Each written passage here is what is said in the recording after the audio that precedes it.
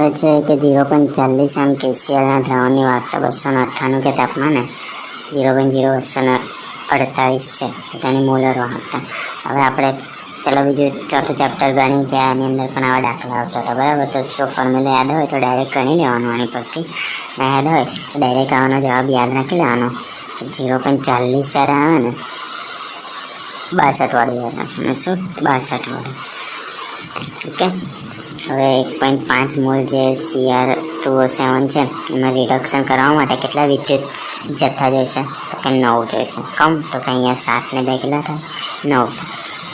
પછી સોડિયમ ક્લોરાઇડના જે જલીય દ્રાવણ છે એના વિદ્યુત વિભાજનથી એનોડ અને કેથોડ પર સોડિયમ ક્લોરાઇડ છે, બરાબર, એનું જલીય દ્રાવણ એટલે કે H2O ની હાજરીમાં સોડિયમ ક્લોરાઇડ એટલે કે NaCl2, ઓકે, ને જલીય દ્રાવણ એટલે H2O એની હાજરીમાં વિદ્યુત વિભાજન થશે ને તો એનોડ પર આયુ પાછળનું Cl2 જતું રહેશે અને કેથોડ પર તે H2 જતું રહેશે, ઓકે. હવે ઇથિનના હાઇડ્રોજનીકરણ પ્રક્રિયા માટે વેગ અચળાંકનો એકમ યાદ રાખવાનો. વેગ અચળાંકનો એકમ છે S-1 એટલે કે 1/s છે. એસને ઉપર લઈ ગયા એની એસની ઉપર કશું નહોતું તે 1 હતું, તો આ ઉપર જશે તો ઉપરનો 1 -1 થઈ જશે. તો S-1 છે વેગ અચળાંક, બરાબર. હવે એક પ્રક્રિયા છે એના સંદર્ભમાં પ્રથમ ક્રમની છે. શું છે? પ્રથમ ક્રમની છે. આજે બીના સંદર્ભમાં બીજા ક્રમની છે, બરાબર. જો એ અને બી બંનેની આપણે સાંદ્રતા બમણી કરી દઈશું.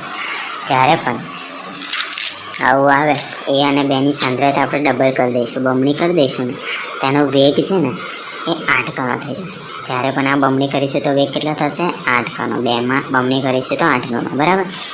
પ્રથમ ક્રમની પ્રક્રિયા આપી દીધી છે log R0R, બરાબર. એના આલેખનો ઢાળ શું થશે? તો કે આ ફોર્મ્યુલા છે યાદ રાખવાનું, K/2.303, K/2.303 યાદ રાખવાનું છે, બરાબર. આલેખનો ઢાળ. હવે આ પ્રક્રિયા કયા ક્રમની છે?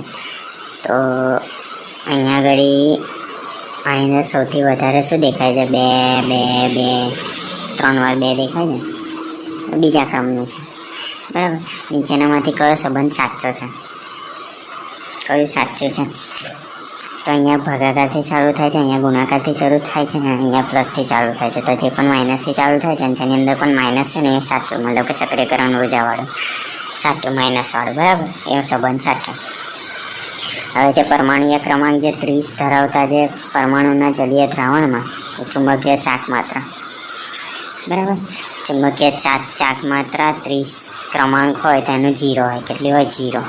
યાદ રાખવાનું. 30માં કેટલી હોય ચુંબકીય ચાક માત્રા? 0 હોય, બરાબર. તો આવી રીતે